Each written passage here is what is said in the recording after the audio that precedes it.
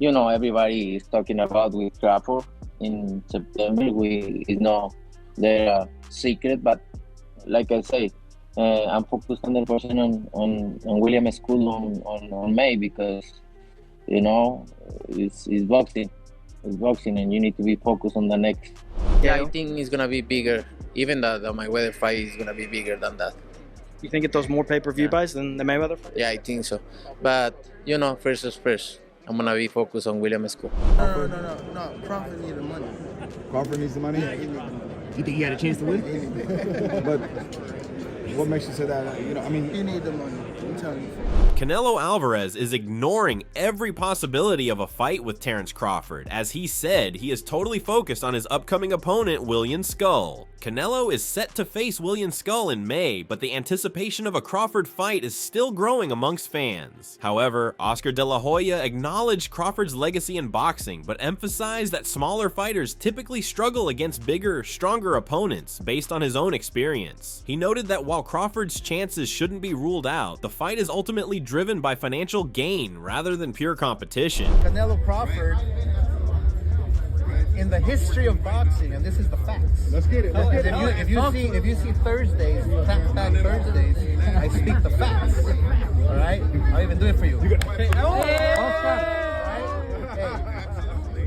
A good little man has never beaten a good big man in the history of the game, unless you go back to certain situations with Pacquiao beat me, but I was a dead man walking anyway. Moreover, Teofimo Lopez expressed that stylistically, Crawford could potentially stay in the fight long enough, but the weight difference would be a challenge. He acknowledged that Canelo has improved since facing Floyd Mayweather, although he has slightly declined recently. Despite this, Lopez believes that Canelo would ultimately come out on top in the matchup. Yeah, I mean, listen, I think stylistically, Crawford could stay in there long enough. However, it's just with the weight, and I mean, Canelo, he's gotten better ever since Mayweather, but now he's decreased a little bit.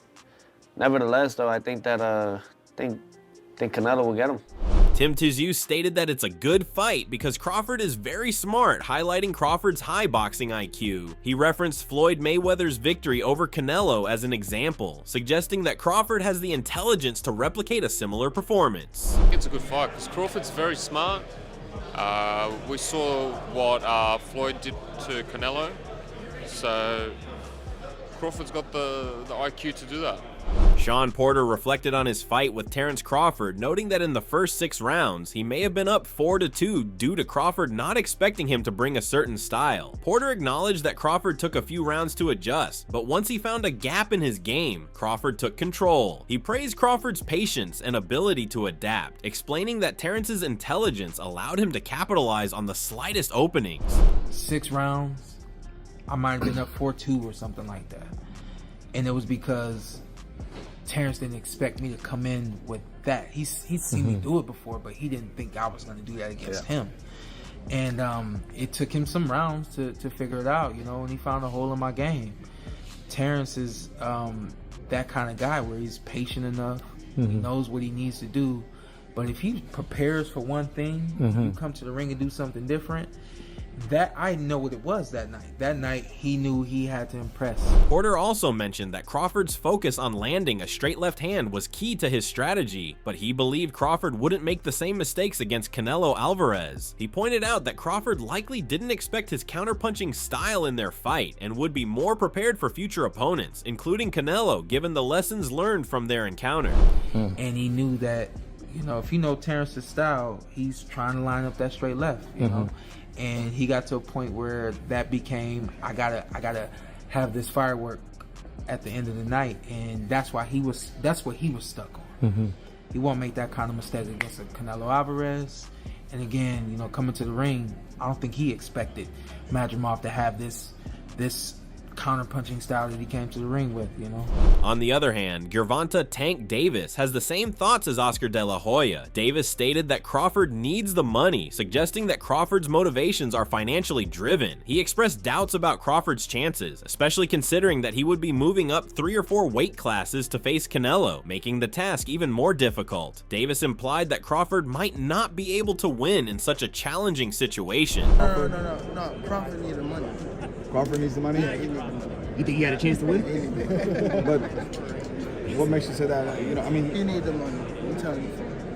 Does he need the money. does he have a chance to win though? Tyreek ain't playing like that, and they ain't playing like that. So you don't see? They ain't playing like that. he's going up three or four weight classes. You think the chances of him? That's why he say why he don't like me. That's the real shit. Davis further stated that he's not trying to convince anyone that Crawford can beat Canelo. He acknowledged Crawford as a good fighter, but emphasized that smaller fighters are often better than bigger ones because they're more agile and know how to move. I ain't trying to convince y'all that they can beat Canelo. I didn't. He's a good fighter. You don't see it. But, bro, I would say smaller fighters are always better than bigger fighters because they, like, you know, they're smaller, they know how to move and things like that. But this guy is great at what he do. However, Canelo Alvarez stated that every fight of his is significant, but he acknowledged that there may be something special coming up with talks surrounding a potential fight in September with Crawford. I don't know. Every fight of Canelo Alvarez is big. So, but there is something. Maybe there is something. We'll see. You know, everybody is talking about with Crawford in September. It's not their secret, but whether it is a money grab or something else, Canelo doesn't seem to care, as he emphasized that he's fully focused on his upcoming fight with William Skull in May, stressing the importance of staying concentrated on the next challenge in boxing. Like I say, I'm focused 100% on William Skull on May because, you know, it's boxing. It's boxing, and you need to be focused on the next. Canelo Alvarez has been claiming that Terence Crawford is being disrespectful, and for that reason, maybe the fight won't happen. But Crawford pointed out that Canelo Alvarez has fought many disrespectful fighters throughout his career, from Shane Mosley to Danny Jacobs, always stepping up to challenges. I just think that, you know, when you look at the history of Canelo, when you look at all the fighters that was disrespectful, calling them out, there was a lot of them, and he fought all of them. You know, from Shane Mosley to, you know, Laura and them. You know, when you Danny Jacobs and them, Sanders. When you look at all the fighters that was disrespectful to Canelo he was fighting on. However, Crawford believes Canelo took it personally, seeing the disrespect not just as a rivalry, but as a racial issue. Crawford further explained that Canelo's refusal to give the other fighter the payday he sought wasn't about business or sports. It was a deeply personal decision, influenced by emotions beyond the sport, as Canelo felt differently in that moment. But I just think from a Mexican standpoint, when you got two Mexicans, you know, that's one been extra disrespectful towards the other, he just took that personal, more so personal, on the race aspect about it than the sport. Yep. He took the sport out of it, and he just felt as if he wasn't going to give Benavidez the payday that he wanted, just because he felt something different in that moment. Moreover, another famous fighter, Shannon Briggs, said he's betting on Terence Crawford to win by knockout, emphasizing Crawford's strength. Despite not being a gambler, Briggs stated he's willing to bet a substantial amount, anywhere from $30,000 to $100,000, on Crawford's victory. Briggs confidently predicted the fight would end in a stoppage. Oh man, I'm going with Crawford. Yeah, he's strong. This is his moment. I'm going with Crawford by knockout. By knockout? Yeah, I'm betting too. And I don't even bet. I'm not even a gambler, man. How much are you gonna bet? I don't even know. Anywhere from 1,000 to 100,000. Wow. 100,000 on Crawford, but not one round. I'm going by Crawford by stoppage. Okay. Robert Diaz highlighted Terence Crawford's high boxing IQ, predicting that the fight would be a classic, similar to Duran versus Leonard. He acknowledged that while Canelo always brings his best, Crawford has been preparing for this moment for a long time, focusing on getting his body ready rather than making a sudden leap into the challenge. Crawford has a top IQ. He can give a lot of problems. It is a fight of the ages. It's one of those Roberto Duran and Sugar Ray Leonard type fights. I see that as the modern day one. Canelo is going to be at his top, at his A game like he always does, takes every fight serious, prepares. But he's not, Crawford's not taking the jump from one day to the next. He's been working on it for a long time, getting that body ready.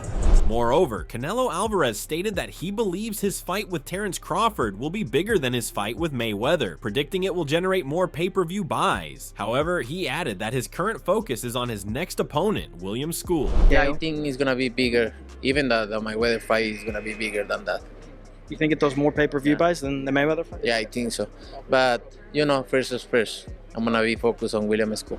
However, David Benavidez said that Terence Crawford does have a chance against Canelo Alvarez. He believes Crawford's high boxing IQ and experience would play a significant role in the fight. However, Benavidez pointed out the challenge of Crawford moving up in weight, having just recently fought at 154 pounds, and said it remains to be seen how that will affect the outcome. I think he does, bro. I think if anybody could beat Canelo, I think Bud, his IQ, and his experience will definitely help him through. It's just that, you know what I mean? He's going up 2 other weight classes when he had just went up to 154. So. In another interview, Canelo Alvarez also spoke highly of Terence Crawford, calling him a really good fighter and acknowledging his accomplishments, including being a 2-time champion. Canelo noted that Crawford's success could add a lot to his own career. He's a really good fighter, 2 times undisputed champion. He accomplished so much. So can add a lot to my career. Jesus Ramos believes Terence Crawford has what it takes to defeat Canelo Alvarez, citing Crawford's ring IQ and boxing skills. While acknowledging that Canelo is big and strong, Ramos emphasized that Crawford's gifts, particularly his ability to box and keep Canelo at a distance, could help him win. Ramos pointed out that while Canelo is strong, he is not exceptionally tall, and if Crawford can use his skills effectively, he believes Crawford can get the job done. I think he can. I think he can get the job done. I think he's got what it takes. Obviously, it's unfortunate that Canelo's just so big and so strong, but he's gifted. You know, Terence is gifted. He's got that ring IQ. He can box him. He definitely can. Canelo's not that big of a guy. You know, he's short, but he's strong. So as long as Crawford can, you know, keep him on the outside, box him, I think he can get the job done. However, both Canelo Alvarez and Terence Crawford are dedicating themselves to intense training camps, pushing their limits in preparation for their highly anticipated showdown. Canelo is focused on enhancing his power and conditioning, while Crawford is fine-tuning his technique, speed, and strategic approach. Both fighters are leaving no stone unturned, determined to bring their best to the ring.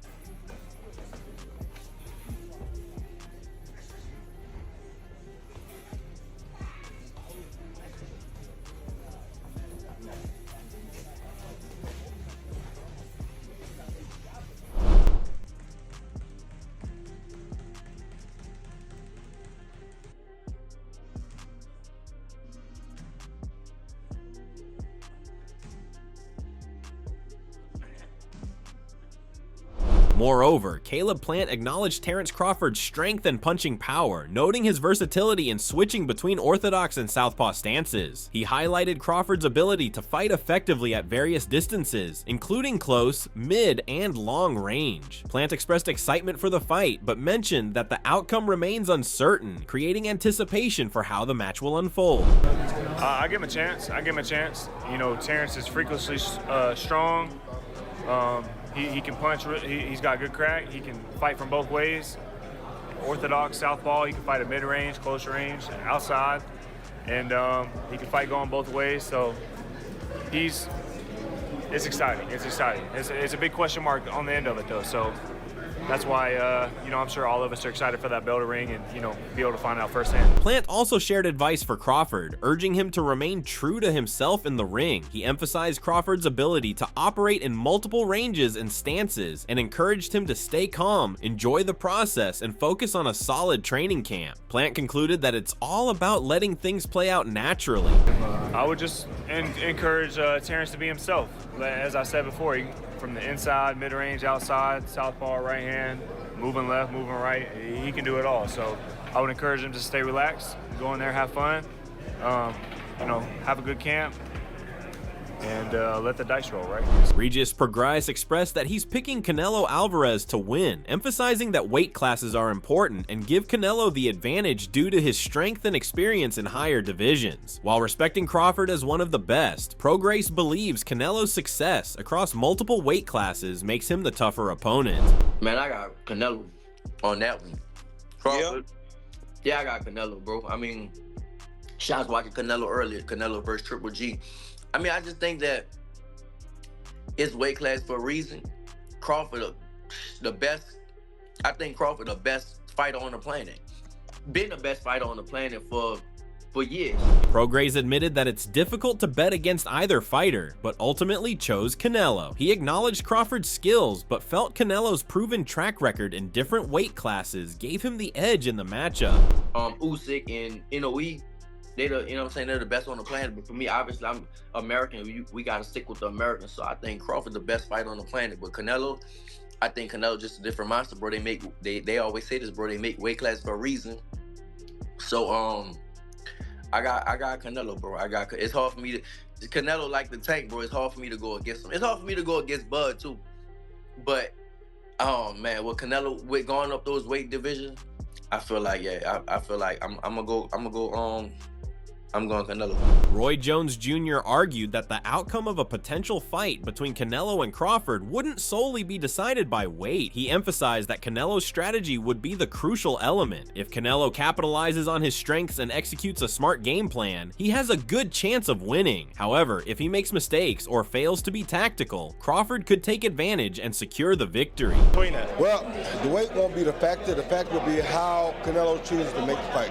Canelo comes out there what Canelo should do, Canelo wins the fight. If Canelo comes out and does what he shouldn't do, Crawford wins the fight. Blair Cobbs expressed his admiration for Terence Crawford, describing him as a close friend and someone he has supported throughout his career. Nevertheless, Cobbs confessed that picking a winner between Crawford and Canelo Alvarez is difficult. He recognized the significant challenges Crawford would face due to Canelo's durability and size. While Cobbs is rooting for Crawford, he is fully aware of the tough obstacles his friend must overcome in such a pivotal matchup. I don't know. It's just hard for me to see, and like I'm a really big fan of Crawford. I've called him out for years, and I'm really good friends with Crawford. I think this would be a very, very steep task for him. So I'm not really picking anybody. I just really want to see a good fight. I would love to see Crawford pull it off, but it's very hard for me to see all of that happen with the variables of Canelo. Canelo is pretty tough, pretty good. Jaron Boots Ennis discussed the challenges Terence Crawford might face when moving up in weight for a potential bout with Canelo Alvarez. He pointed out that Crawford would need to gain 14 pounds, which could affect his speed and overall performance. Ennis emphasized that while weight gain is tough, it remains uncertain how Crawford will adjust until they meet in the ring, leaving the outcome unclear until the fight happens. You said how difficult is it? Yeah. I mean, I'm pretty sure it's gonna be a little difficult because you gotta, what are you gonna have to put on, like an extra 14 pounds? So he might be a little slower, or who knows, he could be faster. I don't know. Like, it's just, you gotta add more weight and gain more muscle and stuff like that, moving up in weight and things like that. So it's a little harder, but I don't know. You know, we'll see on fight night how he'll look. Brian Norman shared that he initially struggled to choose between Crawford and Canelo, recognizing both as exceptional fighters. While he acknowledged that the bigger fighter often holds an advantage, Norman reflected on examples like Roberto Duran and Shane Mosley, who succeeded after moving up in weight. Drawing from this, he believes Crawford can achieve the same, so he's picking Crawford to win. Actually, I love that fight. With that fight, I went back and I was sitting and marinating on it. At first, I couldn't pick a side for real because they both are good fighters, and we all know good fighter, check. But you got a good smaller fighter and a good bigger fighter. The good bigger fighter got the advantage. But then I started thinking about it.